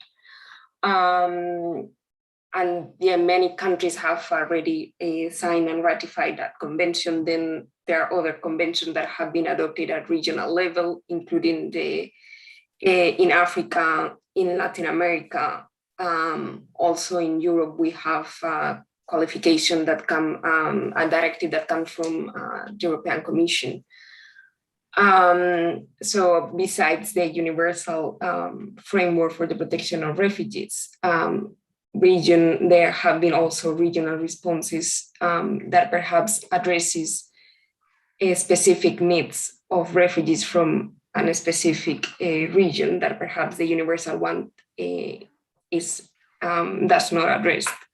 So there is already one of the major problems of this one is that the implementation and the divergences in the implementation of this convention, because it doesn't have monitoring a treaty body that monitors how it is implemented. So it holds the responsibility of implementing it is on the states, and there is not a supranational body that is actually supervising how the states are implementing the refugee convention. So I think the problem is not that there is not a universal convention, but there is not a monitoring body that implements or supervises how the states are implementing the convention. I don't know if that answers the question at all. If not, feel free to ask any additional question. Thank you very much, Ms. Sarah. And I do believe that Mr. David Bizimana probably gotten a response to the question. We do have about 3-4 questions, and I'll just probably take them quickly. So we have a question in the Q&A section, and it's from Mr. Gasau Tamir. And your question is, you're asking if it's the R2P, the responsibility to protect is only a moral obligation to speak, and how R2P probably has been operationalized or balanced with national sovereignty, which is often said, or rather, which is often brought up within that particular context. And I think that question is to Dr. Olivia once again. And there is also a question in the chat box. I think it's from Mr. Lloyd Gouveia, and your question is to Mr. Fresso around the issue of statelessness and probably within the special procedure structure of the African Commission and the prospects for the prospects for the protocol in Africa. I think this is a question that is very important and indeed essential, and perhaps one that could also be taken up or asked. Probably we have representatives of the Commission, or probably the question will be answered directly to you from Mr. Tresso, Mr. Lloyd Gouveia, if that would be fine by you. So we'll now take the question by Mr. Gasau Tamir, and the question is to Dr. Olivia. Please, you have the floor. Thank you. Okay, thanks, Mr. Tamir. Actually, there are 2 questions, so I'll probably try and link the response. And and obviously, I want to emphasize that I'm discussing the responsibility to protect within the context of internal displacement, so how it essentially links to addressing humanitarian issues, including the issue of displacement. And he talks about how it's conceived in relation to regional contexts, since oftentimes there's a claim that R2P doesn't oblige states to protect, meaning that it's only moral. And within certain contexts, it might be, but within the African region, R2P-like norms, including those that are found in the AU Constitutive Act and the Peace and Security Council Protocol, as well as the AU IDP Act, Article, I think, 8, 1 and 2, essentially are more than moral obligations, because the EU Constitutive Act is a constitutive act of the African Union, and member states of the Union essentially are tied to the EU Constitutive Act. So therefore, the kind of responsibility that emanates from for instance, provisions of Article 4H on intervention within any context of mass atrocities are essentially legal obligations. They are not just moral obligations. So within a particular context, a regional context of Africa, R2P somehow spells itself out much more strongly, and I call it R2P or R2P-like norms that essentially reflect provisions similar to those of R2P. So they are they're above and beyond moral obligations. They also are legal obligations. And the second question is that how is R2P of third states balanced with so-called national sovereignty? And the whole idea of responsibility to protect is built on the platform of responsible sovereignty, or sovereignty as responsibility. And within the IDP conceptual framework, responsible sovereignty is the foundation of the regime of protecting the internally displaced, seeing they find themselves within borders of specific countries. And so because of how R2P is conceptualized, sovereignty is embedded within the framework. The first level is that the state is responsible for protecting its population in the context of displacement. That means the internally displaced. And the second level is that the state, if incapable, unable, should get support from other states in order to be able to carry out its obligations to protect. And where it fails to do so or refuses to do so, then the third level is that intervention can happen to facilitate that. And that intervention can range from that dialogic intervention all the way to military intervention. Therefore, the question of sovereignty is already built into the framework of responsibility to protect. Ideally, for sovereignty to happen, there should be responsibility. And so the sovereign in this case is not necessarily the state, but the peoples that essentially are being protected. And sovereignty emanates from the people themselves. Therefore, if there's a way of balancing sovereignty with the question of intervention, I think R2P tries to do so. I hope I've answered you. Thank you very much, Dr. Olivia, for that pertinent response. And I do see that we also have a question, and it's from Mr. Joel Naluwairo. And your question is, I think you're asking the panelists, and I suppose we could also maybe hear from Mrs. Seal as well. The question is to the effect that, is the Refugee Convention still relevant, or has it become redundant? And I guess this question is also would also be significant within the context of other processes that have gone on, including global compacts. But more importantly as well, Ms. Sarah, if you'd also like to answer the question, that would be great. And also there's also another question around experiences on refugee rights advocacy, and perhaps what are those experiences, I suppose, in ensuring that the instruments move beyond just being black letter law into a much more significant framework for the furtherance of protection. We'll start with Ms. Cecile, and then we move to Ms. Sarah. You have the Sure. I'm not sure if I should put my video on given my recent disconnectivity issues. Should I put it on or?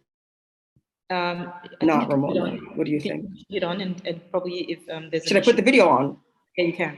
If there's a problem with the network, then you can put it up. But I think you can put it on. I think I won't go on, and I'm being stopped. I'm unable to, but I will just say that I can sort of answer these questions, especially in the South African context or the context within the Refugee Rights Unit of advocacy and the Refugee Convention. I do believe it's relevant for many reasons. One, because it's embedded within the Global Compact for Refugees, and that in fact does give it its normative force.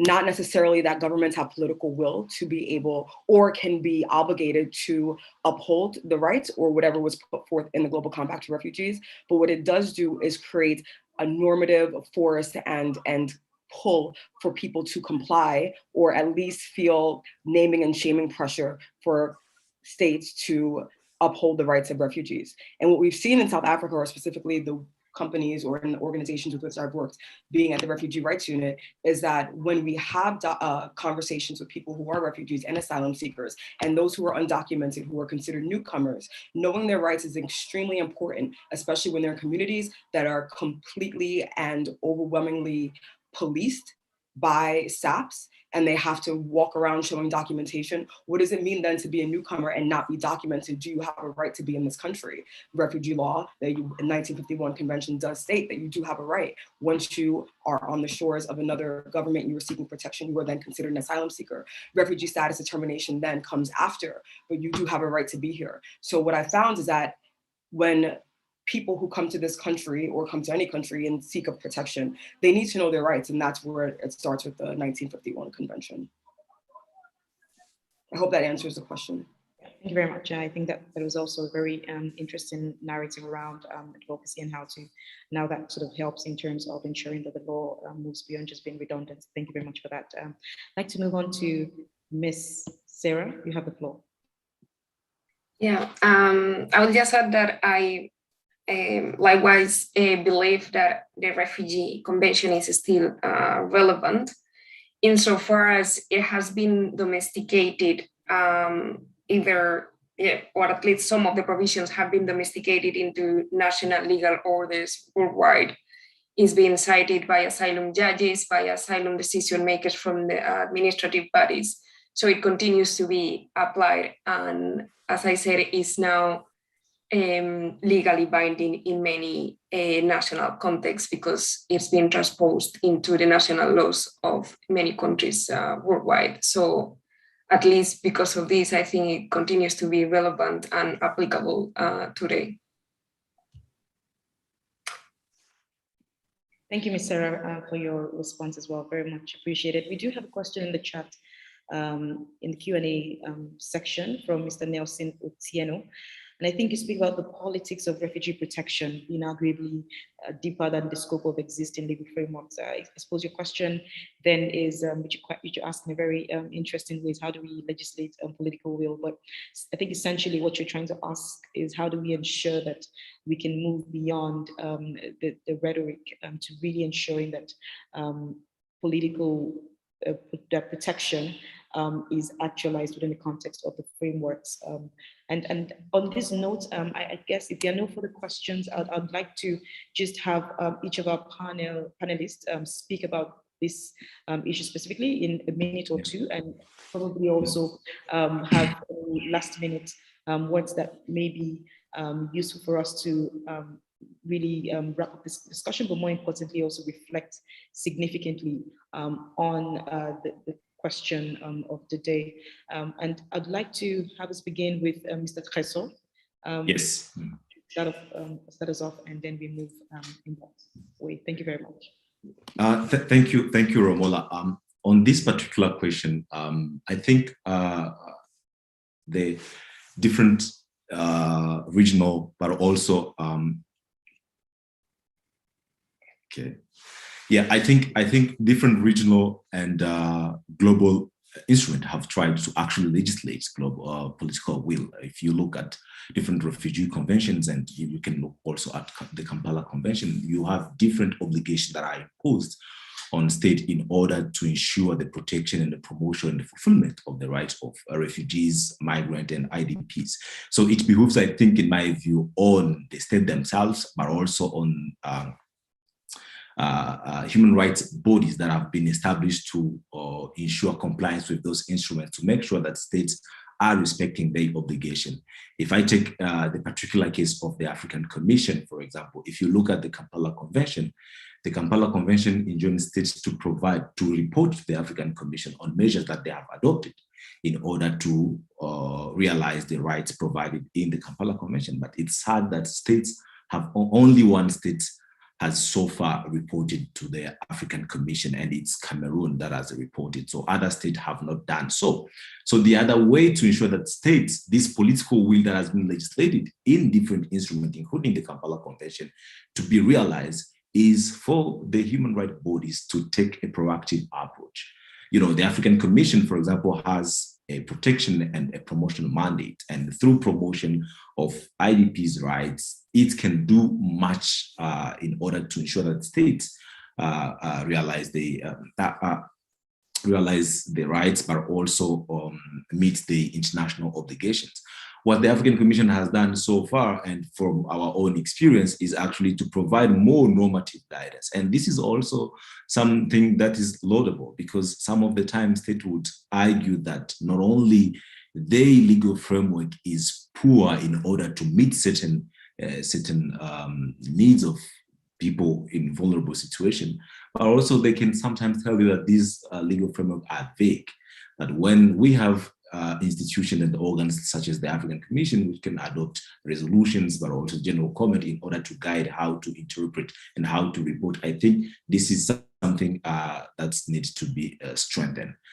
At the end of the day, the law will not bring solutions to everything. Courts will not bring solutions to everything. The African Commission will not solve all the problems of IDPs and their refugees.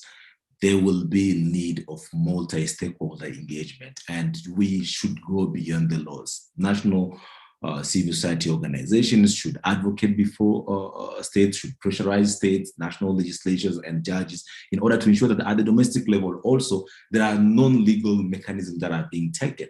It's also important, in my view, to ensure, to raise awareness on the issue of refugees. Some people may still consider refugees or sometimes IDPs as threat to their own security. As I mentioned in my presentation, we've moved from a security point of view to a rights-based. And when we talk about the right-based regulation on the right, on the free movement, for example, we mean that only restriction that are provided by the law and that comply with international law should be imposed, not even encampment, because encampment tries also to portray that idea of refugees being threats. But if we go beyond encampment and we do local integration, I think that will be something relevant. So to finish on the issue of advocacy, I think civil society organizations have done much in order to protect the right of refugees and IDPs in Africa, and especially in order to ensure that we have robust normative frameworks that cater for the needs of such individuals. If you look at the general comments 5 that was adopted, actually the idea not only came from the special rapporteur, but also it came from the PANAF program, which is a program at the time when we worked with the Norwegian Refugee Council. So you see that advocacy can still do much, but we should not stop from engaging states and local stakeholders, because I also believe that solutions should also be internal. And if we only leave this at the international spectrum without at the domestic level trying to exert pressure, I think there will be little impact, although we have nice laws and nice frameworks. Thank you very much, Mr. Treso, for that pertinent response. We'll now move to Dr. Olivia. Yes, thank you, and thank you, Treso, for that comprehensive response. And I think I'll build on the points he points out. He highlights the role of advocacy, the role of NGOs and non-governmental organizations, specifically in pushing for protection and support at the national level, and also pushing and supporting implementation of the relevant laws, including those that essentially encourage political will. And also talks about the role of African regional organizations and courts, for instance, including the African Court, but also specifically the African Commission as a regional body that deals with specific issues. For me, my point to add on to that is that all those issues are well and good, but I also feel legislating political will, while good in itself because it sets out the legal obligations of states, can be limited in certain ways. So it's important to have it in place, but it's important to have the things that Treso also pointed out in place. But I also feel that should not take away from the role of the state. So one thing that I've experienced through the process of engaging in this field is that sometimes there's disproportionate responsibility that is put on non-government organizations, NGOs, sometimes even regional organizations to ensure that states perform their responsibilities without accountability and being built into the governance system at state level. So for me, the emphasis is in building a culture of accountability, because political will, even when legislated, will not really have an impact if there's no culture of accountability at state level. Even when NGOs and CSOs and regional organizations that have the African Commission will push for this to happen and give opinions for this to happen, if a culture of accountability is not built at state level, then the protection will still be lacking at that particular state level. The implementation of the mechanisms set up, the implementations of the opinions that are rendered by bodies such as the African Commission or the African Court will not be implemented. So it goes back to the state and state bodies themselves having a culture of accountability built within. And I use the example of Kenya, where despite amazing legislation on internal displacement, despite the ICC referral toolkit, which is linked to a responsibility to protect norms emanating from that particular process, and despite key political players who were involved in the crisis finding themselves at the ICC, that culture of impunity and lack of accountability eventually contributed strongly to that particular case failing to proceed. But it has also contributed strongly to the question of displacement not being addressed. There are no durable solutions that have essentially come into place. And so we are waiting for another cycle to happen. So all those other factors, including law plus, the creation of more law, more legal framework. We have a framework at regional level. We implement it domestically. We create more regulations to implement that. More law is good, but it will not work if a culture of accountability is not inbuilt into how our systems and state systems and our leadership systems essentially work and operate. So perhaps my support for what Trésor is saying, in addition to what he's saying, is that law is good, but there's also going to be need for non-law solutions, including, from my point of view, building a culture of accountability. Thank you. Thank you very much, Dr. Olivia, for that pertinent response. We'd now like to move on to Ms. Cecile. Ms. Cecile, you have the floor. Perfect. Again, I apologize for the video, but I just want to add that, yeah, so we all can agree that law is good, right? That unarguably refugee law does afford protection. But, and especially because of these are conventions, there is committee oversight. But what we're talking about now is like political will, right? And the will of governments to enforce refugee rights and uphold them.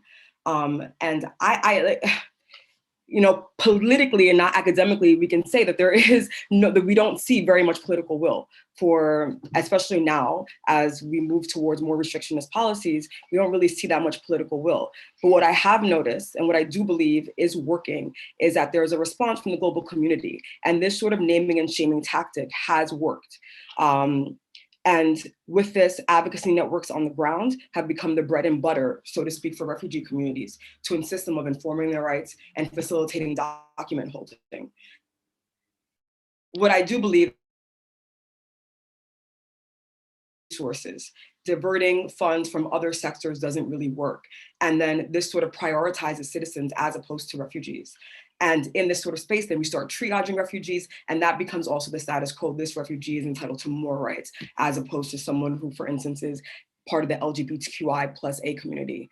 And I just believe that one way in order to divert this or to move away from this would be to meaningfully integrate refugees into urban spaces and assure their realization of rights. But that has to come from both governments and the political will of the populace itself to have them meaningfully integrate. Thank you very much, Cecile, for that pertinent response. We'd now like to move on to Ms. Sarah. Please, Ms. Sarah, you have the floor.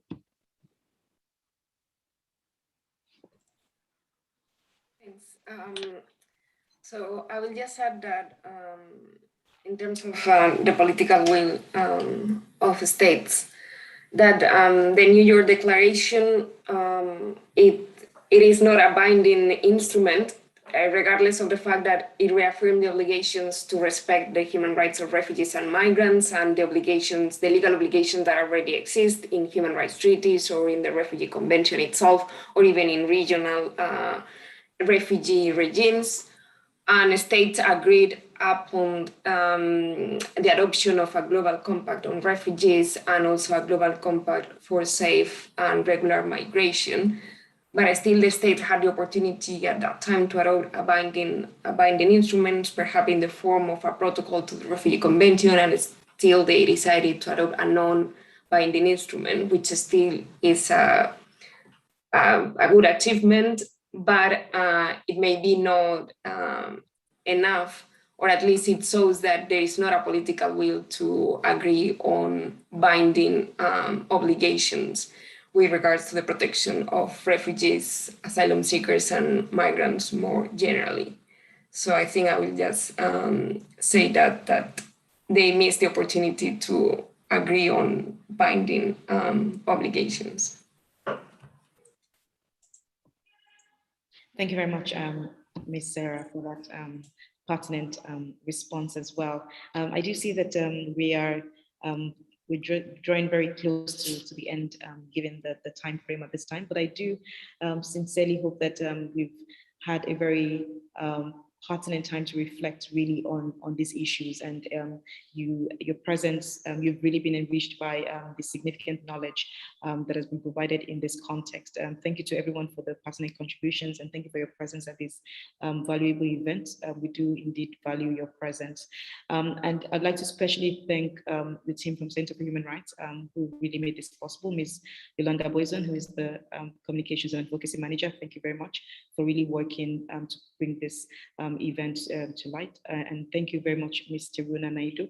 But I'd really like us to end on the pertinent comments from our excellent panelists who had, our excellent experts who had given our presentations earlier at introductory remarks. But thank you very much also to Rowan Pierce and to the SOAS team, as with the Cambridge University team as well. And I'd like at this point to give the floor to Professor Lutz Oette and Professor Frans Viljoen for concluding remarks as we officially close this event. Thank you.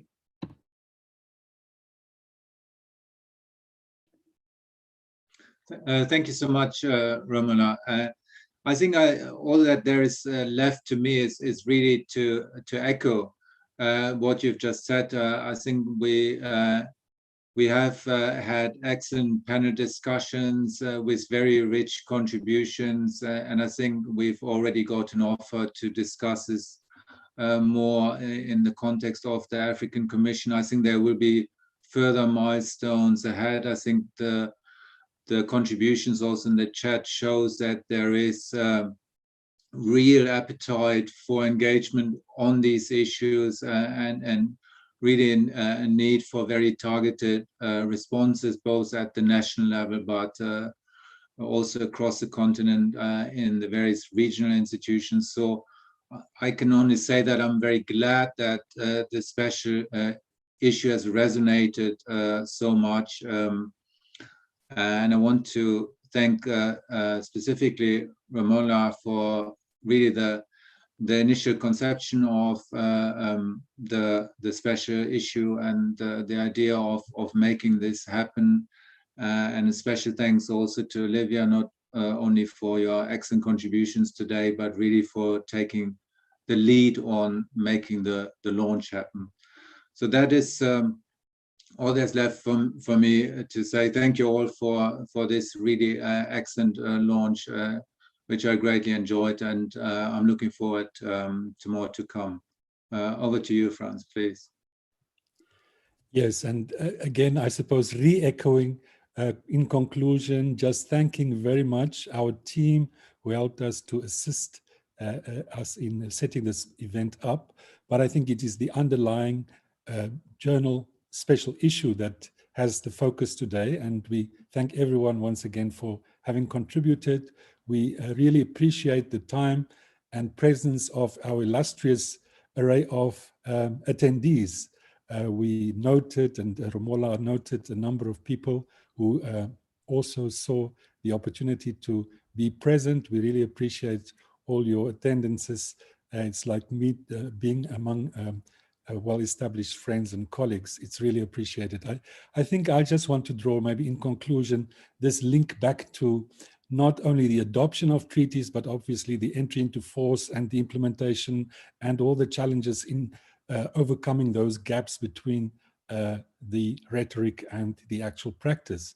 As much as I think one of the instruments we focused on in the conference in 2019 was the IDP Convention of 2009. It entered into force in 2012. So next year will be then at least a landmark again in terms of the entry into force of the IDP Convention.